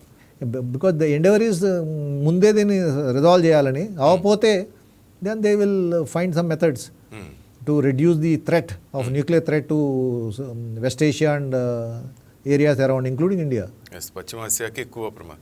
సో మెయిన్గా ఈ ఏఐని వాడి కూడా టెక్నాలజీని ఇప్పుడు యుద్ధంలో మనం చూస్తున్నాం సార్, అటాక్స్ ఎలా జరుగుతున్నాయో ఇది ఎలా యూజ్ చేస్తున్నారు సార్ వాళ్ళు? ఇది ఇంకా ముందు ఇంకా డేంజర్ అంటారా, ఇట్స్ బెటరా? నేను చెప్పాను ఏంటంటే బేసిక్లీ వాడు చేస్తుంది ఏంటంటే ఈ he's invested heavily on the missiles. ఎందుకంటే ఇజ్రాయెల్ నుంచి అటాక్ చేయాలంటే ఈ నీడ్స్ ఎ మిజైల్ వచ్చి 1500 to 2000 kilometers రేంజ్ కావాలి. దానికి కావాలంటే he needs to use normal ballistic missiles or hypersonic missiles. ఎందుకంటే he has got Iron Dome, థాడ్ అని ఫెసిలిటీస్ ఉన్నాయి. లైక్ ఆప్ సింధూర్లో మనం ఎలా పాకిస్తాన్ని చేసామో అలాగే అతని దగ్గర కేబిలిటీస్ ఉన్నాయి, మనకన్నా ఇంకా ఎక్కువ కేబిలిటీస్ ఉన్నాయి. వాడు ఫైర్ చేయగానే ట్రాక్ చేస్తారు, ట్రాక్ చేయగానే దాన్ని in the air only they try to destroy or divert it. ఒకటో రెండో 100 ఫైర్ చేస్తే ఒకటో రెండో పెనట్రేట్ అవుతాయి, కొంచెం క్యాజువల్టీ అవుతుంటాయి. లైక్ బిషెట్మే అయింది, 9 పిల్లలు చనిపోయారని కొన్ని చోట్ల అన్నారు ఇజ్రాయెల్లో. అది అవుతానే ఉంటుంది. But 9 out of 10 they will destroy. But the thing is what they have done is, as I said earlier, they have created large number of missiles.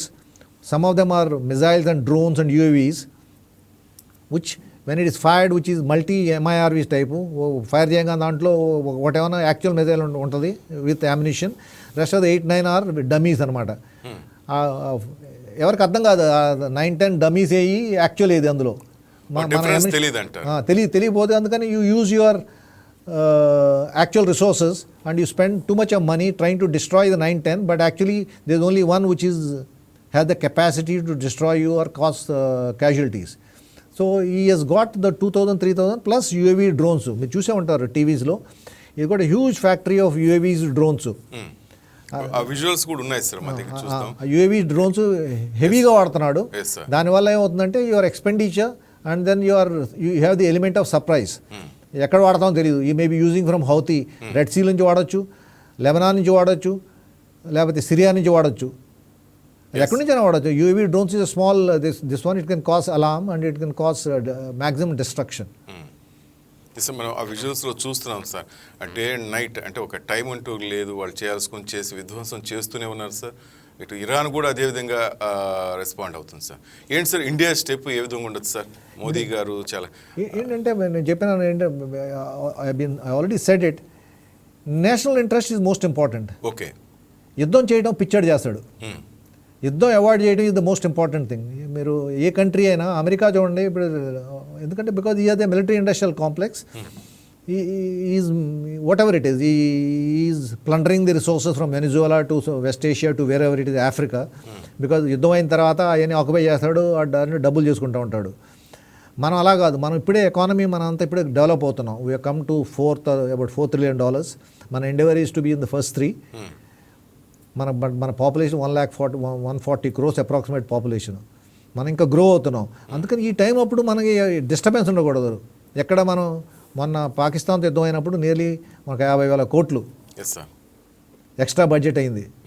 50,000 కోట్లు అంటే మనకి ఆంధ్రాలో మన అమరావతి తయారైపోయేది. చూస్తున్నాను, అంత డబ్బులు మనం డైవర్ట్ చేయలేము. ఆఫ్టర్ ఆపరేషన్ సింధూర్ తర్వాత అంత ఎక్స్ట్రా బడ్జెట్ ఇవ్వాల్సి వచ్చింది. సో అలాగే ఇప్పుడు మనం ఇన్వాల్వ్ అయితే మనకు కావాల్సింది ఏంటి, మన పాపులేషన్ హ్యాపీగా ఉండాలి, సెక్యూర్గా ఉండాలి, మన ఎకానమీ డెవలప్ అవ్వాలి. ఒకసారి మనం $10 trillion అండ్ బియాండ్ అయితే మనం రీజనబుల్ కంఫర్ట్ లెవెల్ వస్తున్నాం మనం అప్పుడు. Then we can think of, but we are a powerful country, కానీ but we cannot afford to get in to wars and divert our resources. Divert చేసి మన ఎకానమీని డ్యామేజ్ చేసుకోకూడదు. అందుకని మనం చెప్పేది ఏంటంటే, మనం you see the political statement, you see the MEA statement. మనం చెప్పేది ఏమంటాం, మనం ఇద్దరికి చెబుతున్నాం, ఇరాన్కి చెబుతున్నాం, వెస్ట్ ఏషియా ఇజ్రాయెల్కి చెబుతున్నాం, అమెరికన్కి చెబుతున్నాం, మీ ఇద్దరు యుద్ధం ఆపండి అని. ఎందుకంటే మరి we need both Israel and America, and at the same time we require west Asia, because oil and అక్కడి నుంచి వస్తుంది కాబట్టి. So that we project ourselves so that we don't get involved in the wars. Right. That is the endeavor. Sir మనకు breaking చూడు sir, ఇరాన్లో రెండో అతిపెద్ద నగరం మషాద్లో అల్ ఖమీనీ, అంటే మనం ఇప్పుడు మాట్లాడుకున్నాం సార్, ఇరాన్ సుప్రీం లీడర్, ఆయన అంత్యక్రియలు ఇక్కడ ఇమాం రజా మసీద్ దగ్గర ఖమీనీ తండ్రి సమాధి ఉంది. 40 రోజుల పాటు సంతాప దినాలు కూడా ప్రకటిస్తున్నారు సార్ ఇరాన్లో. మనం చూడు ప్రజెంట్ ఆయన అంత్యక్రియలు నిర్వహిస్తున్నారు sir. Iran supreme leader Ayatollah Ali Khamenei అంత్యక్రియలు ముషాద్ నగరంలో అంతిమ సంస్కారం. అంటే దాదాపు చచ్చిపోయి 5 days వెళ్తుంది. క్లారిటీ కూడా వాళ్ళ టీవీ ఛానల్ ద్వారా ఇచ్చారు సార్, ఖమేనీ మరణించారని మనం చూసాం సార్. ఇప్పుడు ఆయన అంత్యక్రియలు నిర్వహిస్తున్నారు సార్. వాళ్ళు as soon as Khamenei was killed, మీరు చూస్తుంటారు క్లిప్పింగ్స్, రివెంజ్ అని ఫ్లాగ్ ఒకటి, they put a flag on the మస్జిద్. Apart from that 40 days of mourning. ఏం చేస్తున్నారు వాళ్ళు, వీళ్ళందరినీ they understand what the Israelis and Americans are doing, they are trying to divide the society. వీళ్ళు ఏం చేస్తున్నారు, ఈ సొసైటీని అంతా ఇకట్టా పెట్టాలని ఒకే లైన్లో పెట్టి ఎమోషనల్గా. మనందరం షియాస్, మన లీడర్ చచ్చిపోయాడు, 40 సంవత్సరాలు ఎంత ట్రబుల్ చేసినా అది మర్చిపోతారు. ఎందుకంటే మన లీడర్ చనిపోయాడు, అతను చంపేసింది ఎవరు, అది కాక Shias is they believe in sacrificing themselves. That's what it is. Karbala is all about that only. They say the leader is sacrificed himself. అలాగే ఇతను కూడా సాక్రిఫైస్ ఎవరి కోసం, షియాస్ కోసం, షియాస్ ప్లస్ ఇరానియన్స్ కోసం. సో అందుకని మీదంతా రెస్పాన్సిబిలిటీ. అతను he fought against the Americans, he fought against the Jews, now we all should be together అని 40 ఏళ్ళు బౌండింగ్ అయిపోయేప్పటికి ఈ 40 రోజులు Americans do they have the capacity, the resilience to fight on for 40 days, or the Iranians do they have the capacity hold on ఈ 40 days లోపల. అందుకని ఇది very very critical. Next that's why we talk of next week 10 days, the most critical element of what is going to happen. Whether who is going to sustain himself and who is going to be overthrown. Certainly Iran does not have the capacity to handle both Israel and US. అందులో doubt ఏం లేదు. But only thing asymmetric war తెచ్చిన తర్వాత how is it going to progress? That's what we all need to understand. ఇప్పుడు Netanyahu కూడా తగ్గేటట్టు కనిపించట్లేదు sir. ఆయన Israel అధిపతి కూడా మనం చూస్తున్నాం, తను కూడా ఎక్కడ వెనక బ్యాక్ స్టెప్ వేసే అవకాశం కనిపించట్లేదు సార్. సో టోటల్ ఇది ఎఫెక్ట్ వరల్డ్ మీద ఎట్లా కనిపిస్తుంది సార్? ఏంటంటే మీకు నెతన్యాహు మీకు అర్థం అవ్వలేదు, 2 years బ్యాక్ అక్టోబర్లో హమాస్ వాళ్ళంతా వచ్చేసి 100 మంది చంపేస్తారు ఇజ్రాయలీస్ని. Yes sir. నా ఏం చేశారు వాళ్ళు, మర్చిపోయారు అక్కడ మనుషులు ఉన్నారా జంతువులు ఉన్నారా, they forgot.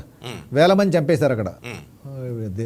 Even the Israelis nearly 1500-2000 చంపేశారు వాళ్ళు.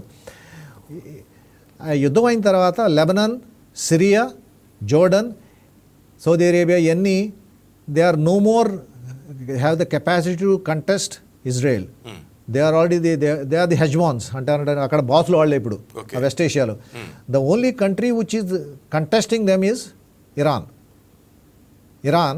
Iran using the Houthis in Yemen Hezbollah in Lebanon, okay.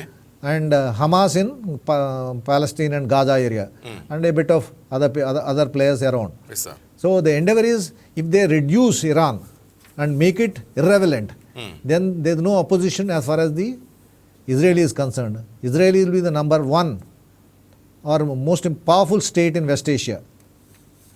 అందుకని వాళ్ళ కోసం ఏంటంటే ఇరాన్ని కంప్లీట్గా డీఫ్యాంగ్ చేయాలి. వాళ్ళ ఉన్న అసెట్స్ అని తీసేస్తే వాళ్ళకి నెక్స్ట్ 15-20 ఇయర్స్ ఎవరు వాళ్ళని అపోజ్ చేయరు. They will have a peaceful progress and development in West Asia. వాళ్ళకి ఆ క్యాజువలిటీస్ ఉండవు. That is the endeavour of Israel. That they will achieve. That is the whole purpose of all this war. Yes, sir. Because that's how they have been able to motivate the Americans to get involved. It is because once the Israelis become the hegemons of West Asia, then there is a stable American presence or American involvement in that area. Then there is no threat to the oil, there is no threat to economy, there is no threat to economic development or the resources which go to West Asia or Europe అనమాట. Sir what about Pakistan sir? ఎక్కడో సైలెంట్గా ఉంది, ఏమైనా good foot అనే మీకు తెలియదంటూ లేదు. వాళ్ళ step ఏ విధంగా ఉంటుంది అనుకుంటున్నారు సార్? పాకిస్తాన్ బిగ్గెస్ట్ ప్రాబ్లం ఏంటంటే వాళ్ళకి డబ్బులు, చెప్పాను కదా, at the end of the day it is the money which ఎకనామిక్గా వాళ్ళు ఇప్పుడు డబ్బులు అంతా అడుక్కు తింటూ ఉంటారు. వాళ్ళకి ఏది కావాలన్నా డబ్బులు లేవు. ఇప్పుడు డబ్బులకి ఎక్కడికి వెళ్తారు వాళ్ళు? ఇంటర్నేషనల్ మానిటరీ ఫండ్ దగ్గరికి వెళ్తారు, లేదా అమెరికా దగ్గరికి వెళ్ళాలి, అది లేకపోతే సౌదీ అరేబియా దగ్గరికి వెళ్ళాలి. సో ఇవన్నీ ఎక్కడి నుంచి వస్తాయి? Americans will tell them, they will tell Saudi Arabia కానీ, ఒమాన్ కానీ, ఖటార్ కానీ ఆర్ ఇరాక్ నుంచి కానీ డబ్బులు ఇప్పిస్తూ ఉంటారు. అందుకని వాళ్ళ డబ్బులు లేకపోతే సో తల వంగి ప్రైమ్ మినిస్టరు వాళ్ళ ఫీల్డ్ మార్షల్ మునీర్ ప్రతి చోటకి వెళ్ళి కాళ్ళు పట్టుకుని డబ్బులు తీసుకుంటున్నారు. వాళ్ళకి they can't oppose the Americans. At the same time Iran is the neighbour. Iran Pakistan border అది. ఖొరాసాన్ ఏరియా అండ్ బలూచిస్తాన్లో చాలా ప్రాబ్లమ్స్ అవుతున్నాయి. ఎందుకంటే బలూచీస్ ఆర్ పాకిస్తాన్లో ఉన్నారు, ఇరాన్లో కూడా ఉన్నారు. So on one hand they keep supporting we are Muslims and supporting Iran, but actually on ground behind the screen they are in unison with US and Israel, because అది survival. అది చెప్పాను కదా, మీ national interest ఏదైతే దాని ప్రకారం చేస్తాం. ముందు చెప్పేది ఏంటంటే బట్ వెనకాల చేసేది డిఫరెంట్. వాళ్ళు వెనకాల చేస్తుంది ఏంటంటే వాళ్ళు అమెరికన్ సపోర్ట్ చేస్తున్నారు, బట్ ఫ్రంట్లో ఇరాన్ చెబుతున్నారు మేము మీతో ఉంటామని. ఎందుకంటే మీరు ఇస్లాము, మీరు వీఆర్ ఆల్ ముస్లిమ్స్. అండ్ అదే కాక పాకిస్తాన్లో షియా పాపులేషన్ అబౌట్ 15-20% ఉన్నారు అక్కడ. ఈవెన్ ఇది సున్నీ స్టేట్, 15-20% షియైట్స్ ఉన్నారు అక్కడ. సో వాళ్ళ దగ్గర నుంచి ప్రాబ్లం రాకూడదని naturally they have to support. షియా ఆధిపత్యం ఎక్కువగా ఉంది కాబట్టి ఇక్కడ ఇరాన్ టైప్. మన మ్యాప్లో కూడా చూస్తారు, ఇక్కడ పాకిస్తాన్, ఆఫ్ఘనిస్తాన్ అండ్ ఇరాన్ అక్కడ టచ్ అవుతుంది. ఉజ్బెకిస్తాన్, కజకిస్తాన్, ఇంకా అయిన సెంట్రల్ ఏషియా ఉంటుంది, ఎస్ట్వైల్ రష్యన్ స్టేట్స్ అయినాయి. ఇంకా వీళ్ళంతా సూడాన్ కానీ, ఈజిప్ట్, ఇథియోపియా, సోమాలియా, వీళ్ళంతా అసలు అలాగే మీరు చూస్తుంటే మీరు మాట్లాడుతున్నారు ఈజిప్టు, సోమాలియా అంటున్నారు. బేసిక్లీ ఈజిప్టు, ఇథియోపియా, మీకు ఈ ఏరియా అంతా it is all very very difficult area. ఇథియోపియాలో దాటిన తర్వాత ఈజిప్టు, ఆఫ్రికాలో ఈజిప్టు, సుడాను, ఇథియోపియా. మన అందరం అంటాం ల్యాండ్ ఆఫ్ రివర్ నైల్ ఏమంటారు, ఈజిప్ట్ అంటాం. ఎందుకంటే ఆ నైల్లో నీళ్ళు లేకపోతే ఈజిప్ట్ లేదు.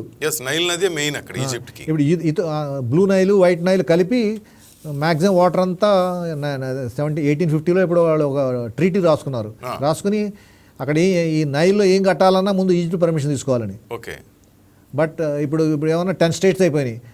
మ్యాక్సిమం వాటర్ ఇథియోపియా నుంచి బ్లూ లైన్ నుంచి వస్తూ ఉంటుంది. ఇథియోపియా గ్రాండ్ క్యానియన్ అని ఒక పెద్ద డ్యామ్ కట్టారు ఇప్పుడు లాస్ట్ ఇయర్. ఇప్పుడు కట్టి ఇప్పుడు దాని మీద గొడవలు అవుతున్నాయి, నీళ్లు తగ్గిపోతాయని. ఇథియోపియా ఏంటి, అంతకుముందు హేలీ సెలాసీ ఉండేవాడు, క్రిస్టియన్ రూలరు. అతను ఓవర్త్రో చేసిన తర్వాత మిలిటరీ గవర్నమెంట్ వచ్చింది అక్కడ. ఇప్పుడు now it is a Muslim government there, but they have large number, but it is a very highly again educated society. వాళ్ళు ఎరిట్రియా అని ఒక కంట్రీ తయారైంది వెన్ ఈ మిలిటరీ కూ అయినప్పుడు. Eritrea patch which is close to the Red Sea, Suez Canal, ఆ area అంతా along that Egypt కింద ఉంటుంది. అక్కడ వాళ్ళు ఎరిట్రియా అని కొత్త కంట్రీ అయింది. ఆ ఎరిట్రియాను, సోమాలియా ఒక కంట్రీస్లో ఎప్పుడు ఈ హౌతీసు, ఈ క్యాప్చరింగ్ ఆఫ్ షిప్స్, ట్యాంకర్స్ అక్కడే అవుతూ ఉంటాయి. సోమాలియా ఎప్పుడు ప్రాబ్లమ్స్ అవుతా ఉంటాయి. సోమాలియా పైరేట్స్ అని వింటూ ఉంటాం మనం. ఇప్పుడు సోమాలియా పైరేట్స్ ఈ షిప్పింగ్ క్యాప్చర్ చేశారు, చంపేశారు. అక్కడ ఆ సొమాలియా అని అక్కడ ఒక చిన్న నార్త్లో ఒక సొమాలి ల్యాండ్ అని ఒకటి కొత్త కంట్రీని ఇజ్రాయెల్ రికగ్నైజ్ చేసింది. ఎందుకు చేసింది? అక్కడ అగైన్ ఇజ్రాయెల్ సూయజ్ కెనాల్ వెళ్ళాలంటే అక్కడ చిన్న స్ట్రైట్ ఉంది అక్కడ. అదంతా there is American base, there is Chinese base, there is Russian base అక్కడ. ఆ సౌత్లో ఒక Somali land which is part of Somalia, ఒక చిన్న స్టేట్ని ఇజ్రాయెల్ రికగ్నైజ్ చేసింది. ఇన్ ద లాంగ్ రన్ అక్కడ రిలేషన్షిప్ పెట్టుకుని వీళ్ళు whether western or the Israelis want to have some form of base there so that they can control all these pirates and ensure that the supplies come through the Red Sea and Suez Canal to port of Haifa or Eilat, that is in Israel.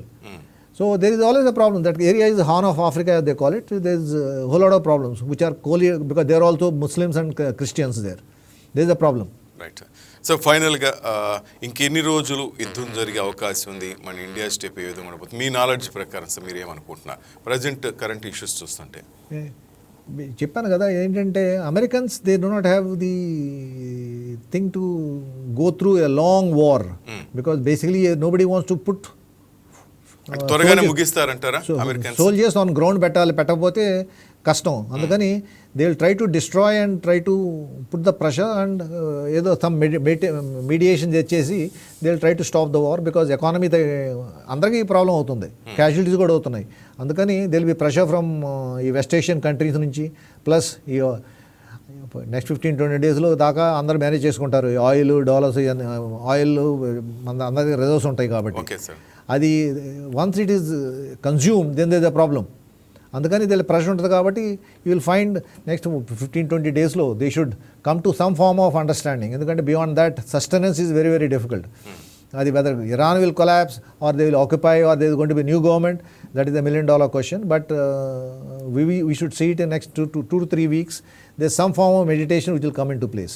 Sir ఇండియాకి ఇప్పుడు మనకు వస్తున్న news ప్రకారం 40 to 45 days మనకి oil నిల్వలకి దాంట్లో టోకా లేదు, ఎవరు భయపడాల్సిన అవసరం లేదని గవర్నమెంట్ని చూస్తుంది. కానీ అంత సేఫ్ జోన్లో మనం ఉన్నాం సార్ ఆయిల్ పరంగా. ఈ జలసంధి మూసివేయటం కానీ హార్మోన్స్ ఇదంతా చూస్తాం. ఏం చేసామంటే మనం we are the second largest importers of oil after China. Okay. China is the largest importer and we are the second largest importer. You know, we import so much of oil because మన local oil మన దగ్గర లేదు. So మనం ఏం చేసామంటే like Americans have got a strategic reserve, huge strategic reserve which sees them whatever they consume it can see them for few months. ఇప్పుడు 20 రోజులు 30 రోజులు ఇది నాట్ ఎ ప్రాబ్లం. వాళ్ళు ఏం చేస్తారంటే ఆ strategic reserve tank huge tanks పెట్టారు వాళ్ళు, అండర్ గ్రౌండ్ క్యాబన్స్. దాంట్లో పెట్టి వెనవర్ ఈ ఫ్లక్చుయేషన్ చాలా ఎక్కువ అవుతున్నప్పుడు అది రిలీజ్ చేస్తూ ఉంటారు. So that the international prices are at a reasonable level. అలాగే ఇండియా కూడా మనం వైజాగ్ దగ్గర ఇలా క్యాబన్స్ పెట్టాం. మన దగ్గర మనం we also built a capacity for about 30 to 45 days capacity చేద్దామని. I think we have about 30 odd days capacity ఉంది మన దగ్గర, maybe that side this side. So they are building it up. So ఇప్పుడు ఈ ప్రైజెస్ పెరిగినప్పుడు అక్కడ నుంచి కొంచెం రిలీజ్ చేసేసి they don't buy it in as much now unless forced to, and they are also importing oil from Venezuela, Russia. Russia నుంచి as it is అంత ముందు కూడా మనకు బాగా కొంచెం చీప్గా వచ్చేది క్రూడ్ ఆయిల్ అక్కడి నుంచి వస్తూ ఉంటుంది. అలాగే ఎల్ఎన్జీ అని తీసుకుంటున్నాం. Because LNG also they are diverted to the east after they have a problem in Russia with European Union. వాళ్ళ ఎల్ఎన్జీ అంతా they are diverting toward eastern Siberia, అక్కడి నుంచి మనకు వస్తూ ఉంటుంది, ఆర్ కజకిస్తాన్ నుంచి. So I think we have catered for reasonable, but how long we can sustain? About a month, 45 days. Beyond that, then I suppose, you know, the international prices will go up because India is importing so much of oil. Ultimately, the prices will go up in case we also put pressure on the West Asia. But initially, I think we are reasonably well equipped to handle both from Venezuela and Russia, so that we are reasonably well looked after. Only oil వరకే problem అవుతుందా sir? మనకి మీకు మొదట్లోనే అడిగాను, what about gold and silver? అందరూ దాని మీదే పడుతుంటారు. ఏంటంటే gold and silver the basic thing is whenever there is a international crisis there is always a run for gold and silver oblique oil. You know international crisis వచ్చింది కాబట్టి instability వచ్చింది కాబట్టి. ఎందుకు సార్ అంత లింక్ ఎందుకు? ఆయిల్ అంటే okay, మనం అక్కడి నుంచి తీసుకుంటున్నాం. గోల్డ్ అండ్ సిల్వర్కి ఏంటి సార్ లింక్? ఏంటి సార్ ఏమైందంటే ఇప్పుడు డాలర్ అందరికీ ఆ డౌట్ వచ్చేసింది డాలర్ మీద. వీళ్ళునే ప్రింట్ చేస్తున్నారు, but they are not having money, gold to show why they are printing every year $1 trillion. $1 to $2 trillion డబ్బులు వాళ్ళు ప్రింట్ చేసుకుంటూ పోతున్నారు. అది the inflation is being passed on to others. వాళ్ళకి అవటల్లా, ఎందుకంటే all over the world 60-70% transactions అంతా డాలర్స్లో అవుతున్నాయి. వాళ్ళు అక్కడ ప్రింట్ చేసుకుని గోల్డ్ లింకేజ్ పెట్టుకోవాలి. ఏం చేస్తున్నారంటే దానివల్ల ఏమైందంటే Chinese, Indians to some extent and other countries అందరూ, రష్యన్స్, రిజర్వ్ బ్యాంక్ వాళ్ళ రిజర్వ్ బ్యాంక్స్లో చాలా గోల్డ్ కొనుక్కుని పెట్టుకుంటున్నారు. Partly Chinese have bought hell of lot of gold. మనం కూడా we also bought about 500 to 600 tons of gold. We have about 1,000 tons of gold ఉంది మన దగ్గర. మ్యాక్సిమం ఎవరి దగ్గర ఉంది? అమెరికా దగ్గర ఉంది. కానీ మన అడ్వాంటేజ్ ఏంటంటే ఇండియన్ సొసైటీ మన ప్రైవేట్ మా holdings nearly we have 25,000 to 30,000 tons of gold మన దగ్గర. అది అడ్వాంటేజ్ మనకి. మిగతా వాళ్ళకి ప్రాబ్లం ఉంది. ప్లస్ సిల్వర్కి ఎందుకు ప్రాబ్లం అవుతుందంటే silver is being used in various equipment from your solar panels to others. అందుకని దానివల్ల ప్రొడక్షన్ తగ్గింది, యూసేజ్ ఎక్కువైపోయింది. అందుకని everybody is accumulating and keeping it as a reserve for their requirements. So ఫైనల్గా sir, as a major జనరల్గా ఏంటి ఈ war ఆగితే బాగుంటుందా? ఒక కన్క్లూజన్ వస్తే, ఏ విధమైన కన్క్లూజన్ వస్తే బాగుంటుందని మీరు అనుకుంటున్నారు సార్? యుద్ధం ఎప్పుడు అసలు మంచిది కాదండి. ఏ దేశం ఎక్కడైనా యుద్ధం అసలు మంచిది కాదు. ఎక్కడైనా it only destroys unless as I said wars are the last resort అనమాట. చివరి దాకా ట్రై చేయాలి యుద్ధం అవ్వకుండా. యుద్ధం గత్యంతరం లేకపోతే యుద్ధంకి వెళ్ళాలి. ఎందుకంటే you take your society back by few decades. రిగుపోవాలంటే ఇరాన్ కానీ ఇప్పుడు ఏ కంట్రీ అయినా it takes them quite a bit of time and efforts. ఆ రిసోర్స్ ఉండొద్దు. రేపు ఇరాన్ డిస్ట్రాయ్ అయిపోతే ఇప్పుడు డెవలప్ చేయాలంటే డబ్బులు ఎక్కడి నుంచి వస్తాయి? ఇరాన్కైనా కష్టమే. అలాగే దుబాయ్ కానీ, యూఏఈ కానీ, ఒమాన్ కానీ ఎవరైనా డిస్ట్రాయ్ అయితే డబ్బులు ఎక్కడి నుంచి వస్తూ ఉంటాయి? డబ్బులు లేవు. అంతమందిలాగా 1973లో యోమ్ కిప్పర్ వార్ అప్పుడు ఈ ఆయిల్ సడన్గా $10-15 నుంచి $100, $120 అయింది 50 ఏళ్ల ముందు. ఇప్పుడు దాని తర్వాత ఏం చేశారు? అందరూ డిఫరెంట్ ప్లేస్ని తీసుకెళ్తున్నారు. ఎంత నోబడి కెన్ కోప్ అని దసో వెనిజులా, రష్యా వీళ్ళందరూ బాగా ప్రొడ్యూస్ చేస్తున్నారు ఆయిల్. అందుకని ఈ యుద్ధం ఎవరికైనా మంచిది కాదు. మనకు కాదు, అలాగే ఇరాన్కి మంచిది కాదు, ఇజ్రాయెల్కి మంచిది కాదు. But only thing is where to land and how fast to land and what is the consequences. Implications ఏంటంటే ఈ షుడ్ ఎండ్ సో దట్ మనకి చెప్పాను కదా 3.5 million Indians are there in West Asia. They give us so much of remittances. We are affected. అది మన economy మీద effect ఉంటుంది. ఎందుకంటే as a Indian the war should cease. whether it is Iran stays as an independent state or it becomes something like Afghanistan, that is time to see. But యుద్ధాలు ఎక్కడ మంచిది కాదండి. It is not something which is should be encouraged.